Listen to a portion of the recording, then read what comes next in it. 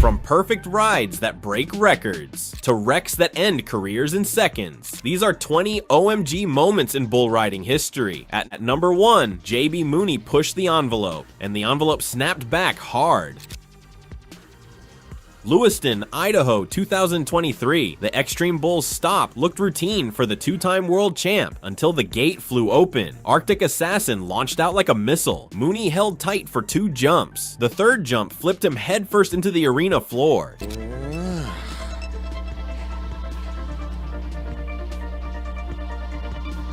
Easy, easy. The bull won that round because Mooney didn't just fall, he shattered his C4 vertebra. Surgeons fused C3 to C5 with a rod, plates, 8 screws, and removed 1 disc. Full spinal reconstruction. Not the exit I wanted, Mooney said from his hospital bed, but I'm still breathing, and that's a good day. 4 days later, he retired, then bought the very bull that broke his neck. Tough edge intact? Absolutely. When asked why he kept riding into his late 30s, he shrugged. That's what separates the men from the boys, blocking out the fear and climbing back on. His friends weren't surprised either. They've seen him walk off wrecks that would sideline mortals. JB's built different, they said. You can't teach that grit. And if you think a crash like that ends the story, think again. Arctic Assassin now grazes on Mooney's ranch, a daily reminder of how thin the line is between glory and ruin. Because the fact of the matter is that real riders don't back down. They chase the roar, the 8 seconds, the rush, no matter how high the stakes. Walking away was never an option. The risk is part of it, and so is the reward. And that's exactly what keeps them coming back for more.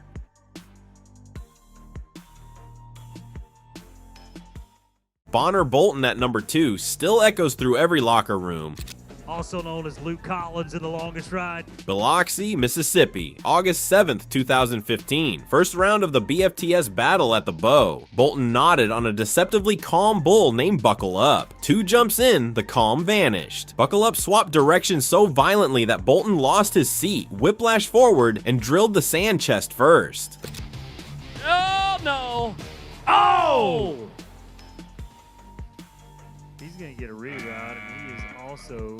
The crowd winced at the sound. One of those thuds you feel in your own spine. Medics rushed over as Bolton clutched his arm and tried to catch a breath that wouldn't come. Weeks later, plates and screws held the collarbone together, but Bolton's mindset stayed loose. Sometimes the draw reminds you who's boss. He joked, sling and all. One brutal 8-second lesson, buckle up. Or buckle up does it for you. Now, happened to John Crimber at number 3 redefined the term ragdolled.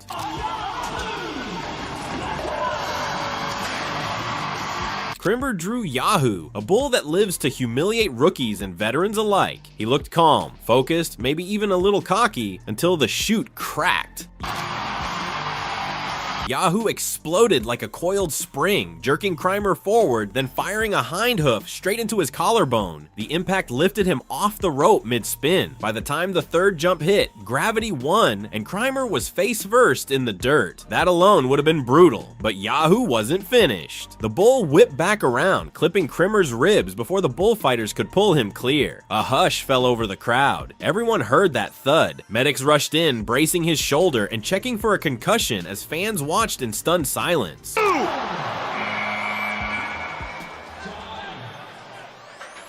They're going to clear the space.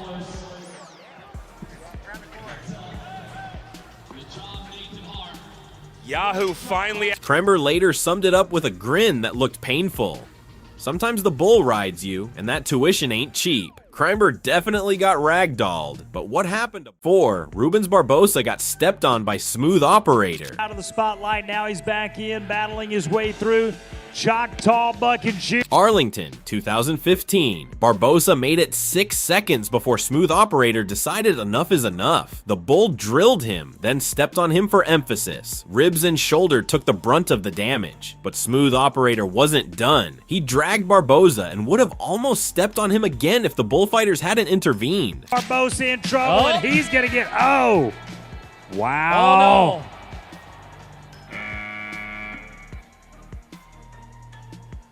Oh, no. Barbosa writhed in pain while medics assessed the carnage. Broken ribs and a separated shoulder, a painful combination. And he took some shots, a bunch.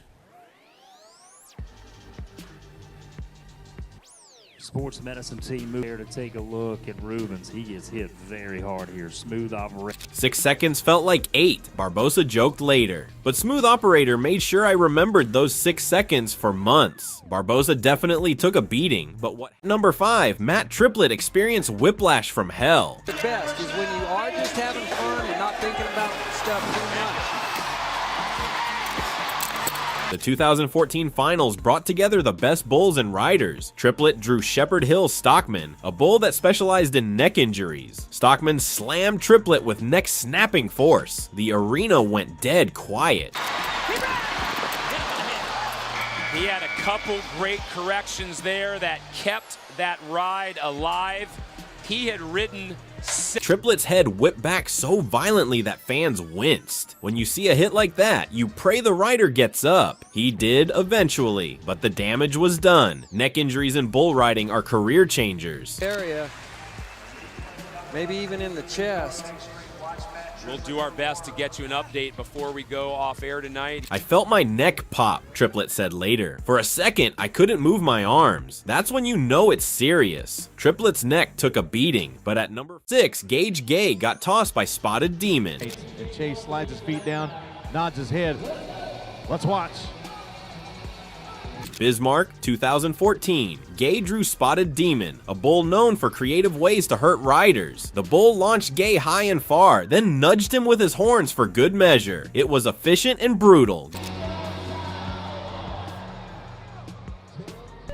Justin McBride, Gay took a beating from Spotted Demon, but at 7, Colby Yates met Avalanche head on. And seemed like I had him covered for Tulsa, 2006. Yates thought he could handle Avalanche. The bull had other plans. Their skulls collided with a crack that silenced the arena. Avalanche's massive head versus Yates's chin. No contest. what I remember of it. I don't remember most of it, but I remember the bull turning. Yates went down like he'd been shot. Instant lights out. The bull had cracked his chin and scrambled his brain in one devastating blow. I saw stars, then nothing, Yates said later. When you collide head to head with a bull, the bull always wins. Always. He walked away eventually, but the concussion lingered for months. Avalanche had left his mark. Yates got his bell rung, but at number 8, Aaron Roy's Anaheim Nightmare made the highlight reels. Slide it before the break. Third round of the 2012 PBR BFTS Anaheim Invitational, Honda Center. Roy nodded, the gate cracked, and T-Rex came out twisting like a spring-loaded trap. Roy lasted barely 3 seconds before slamming to the dirt. Then the 1,700-pound bull planted a hind hoof squarely on his mid-back.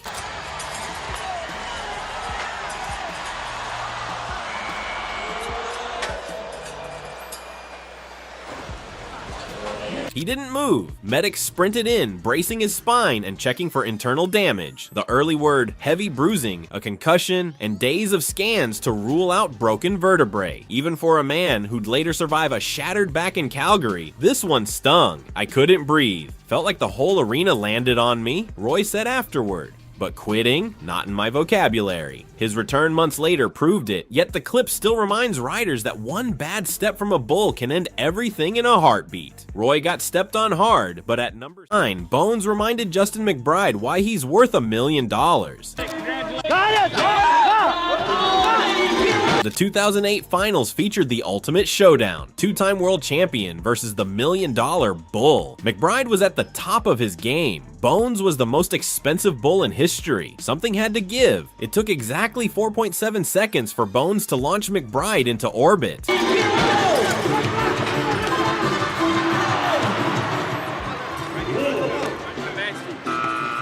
The bull ragdolled the champion like he was a rookie. McBride hit the dirt hard, and his pride hit even harder. He limped away, but Bones had shown him who was in charge. Bones is special, McBride said afterward. You can be world champion twice, but that bull doesn't care about your resume. He's going to buck, and you better be ready. That's why Bones was worth $1 million. He could humble anyone, even legends. McBride got humbled by a legend. But at number 10, Cody Lostro paid an even more brutal price. Was really impressive on the Velocity Tour. And Allentown, 2014. The Cooper Tires Take the Money and Ride Stop was supposed to be another night for the 2009 world champ. Lostro drew pain and suffering, and the bull lived up to its name in every possible way. The wreck happened fast. Lostro dismounted, snagged a spur, and the bull shredded his ankle cleanly. Got him handled. Much needed boy, yeah, I don't like points, that. But that is not. Oh no. Oh no. That is not a good indicator. This wasn't just another sprain. The joint shattered. Surgeons inserted plates and screws that night. Lostro faced months of rehab, missing the rest of the season, jeopardizing his comeback. Fans still replay the clip, wincing every time his foot folds beneath him. His crash reminded everyone that even champions can crumble. To tie Pozzobon at number 11 was even more devastating. Biloxi, 2014. Pozzobon was having a solid season until he drew Southern Wine, a bull with a reputation for ending careers. The ride started normal enough. Then Southern Wine decided to make a statement. The bull's hind leg came down like a sledgehammer, catching Pozzobon square in the ribs. The crack was audible. Wow, pretty good assumption. I was just gonna say, just as Shorty said it, it happened. Pozzobon scrambled, clutching his side, and barely made it over the fence. Broken ribs and a concussion, a combination that would haunt him for the rest of his shortened career. This wreck marked the beginning of the end for Pozzobon. The injuries never fully healed, and the concussions kept coming. That stomp changed everything. Pozzobon later admitted, "I was never the same rider after Southern Wine got me." The fear creeps in when you know what these bulls can do. Pozzobon's career was changed forever. Well, Ross Coleman learned that bulls don't need 8 seconds to end you. And he's got Crossfire Hurricane. What a battle of the Titans. He had this bull in Colorado Springs, bucked him off. Springdale, 2004. Coleman had drawn Crossfire Hurricane, and the bull lived up to his name from the first jump. Coleman was unconscious before he hit the ground. That's not hyperbole. The bull knocked him out mid-air. Everybody this season, Ross Coleman, had it. Uh-oh. I don't think I've ever seen Ross Coleman lay in the arena. I don't think I've ever seen Ross Coleman get knocked out. But I'm afraid that's what happened. He landed like dead weight, completely limp. The impact was brutal, but he couldn't feel it. His lights were already out. Came off the bull's back and then reconnected on it on the way down. And it appeared to me that his back hit the back of the bull. Medics surrounded him immediately. When a rider goes down like that, every second counts. Coleman eventually recovered, but the message was clear. In bull riding, consciousness is a privilege, not a guarantee. "I don't remember anything after nodding my head," Coleman said later. "The bull hit me so hard I was out before I knew what happened. That's the scary part. You don't even know you're in trouble." Coleman got knocked out instantly, but what happened that we're talking about getting trampled? At number 13, J.W. Harris thought making 8 seconds meant safety. Watch this. Here we go. Stay up on him. He was wrong, dead wrong. Springfield, 2014. Harris had just completed a solid 8-second ride on Sweet Pro's Long John. And oh! Oh no. But Long John wasn't finished with the conversation. He bucked him off, and as soon as Harris fell, Long John wheeled around and trampled him. The bull caught him clean, driving him into the dirt with malicious intent. Harris went down hard and stayed down. The medical team rushed in while the crowd sat in stunned silence. Concussion, severe one. "I remember the whistle blowing," Harris said weeks later. "Next thing I knew, I was in the hospital asking what happened. They told me the bull got me after the ride was over. That's the part that hurt the most, thinking I was safe." Long John had taught another rider that 8 seconds doesn't guarantee survival. At number 14, Cody Nance found out what 1,700 pounds feels like. Buster in Oklahoma City this year, this bull took care of him in about 5 seconds. The 2012 WinStar Invitational brought together the rankest bulls and toughest riders. Nance drew Shepherd Hill Sod Buster, a bull known for stepping on riders. The ride didn't last long. Sod Buster bucked him off clean, then did what he does best.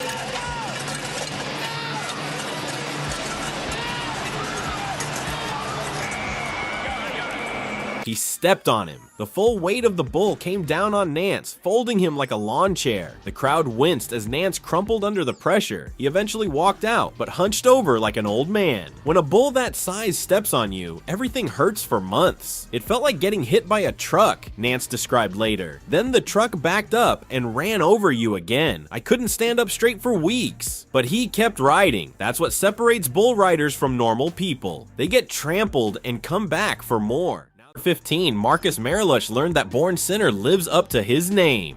But because of the crazy amount of pressure at his first World Finals, whoa, wow! The 2013 finals were full of brutal matchups, and Mariluch versus Born Sinner was no exception. Mariluch thought he had the bull figured out. Born Sinner had other ideas. The bull jerked him down with authority. Mariluch's hand got stuck, so there was no escape as he got flung around. Born Sinner then drove his horn straight into Mariluch. The impact was sickening. Yeah, look out, Dickie's. Go! Boy took a shot right there. Look out.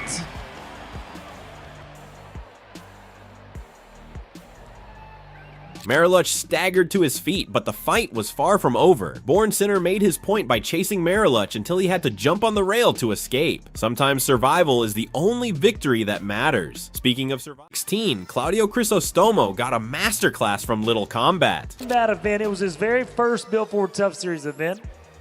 The 2013 finals were heating up when Crisostomo drew Little Combat. On paper, it looked manageable. In reality, it turned into a nightmare. Crisostomo hung up. That's every bull rider's worst fear, when your hand won't come free and you're at the bull's mercy.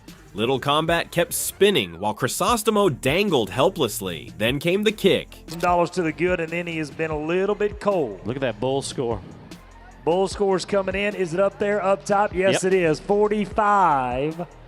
And of course, the bull's hind leg caught him square in mid-air, and the crowd collectively gasped. Crisostomo hit the dirt hard, but he was lucky to hit it at all. When you're hung up like that, things can go from bad to fatal in seconds. He walked away with his life. That's more than some riders can say, but if you think hanging up is bad, at number 17, Mike White found out why they call him the Boogerman.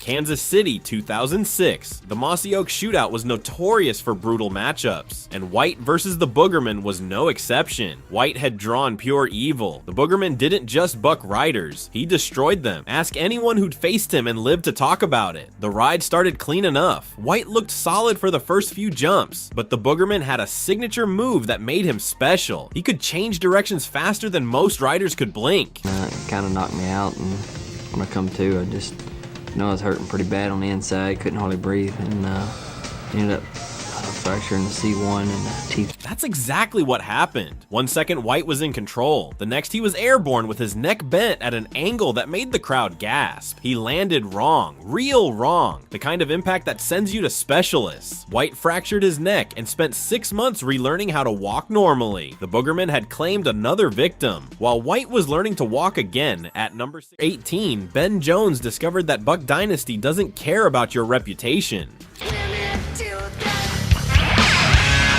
Whoa!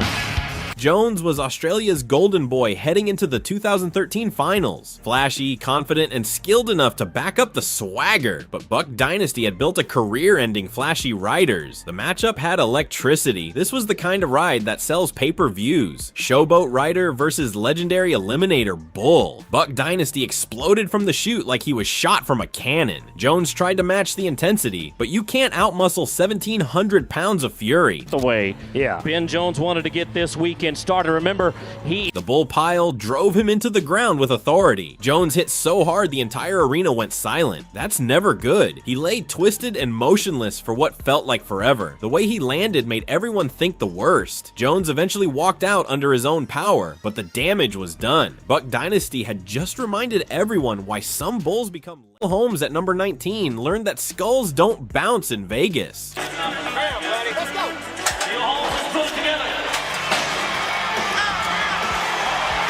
The 2015 World Finals were supposed to launch Holmes into stardom. Instead, they nearly ended his career before it started. Holmes came out looking sharp. His seat was solid, his grip perfect. Everything seemed under control until physics took over. The bull jerked left. Holmes went right, and their heads met in the middle with a crack that echoed through the Thomas and Mack Center. Ooh. He's out, guys. He's out.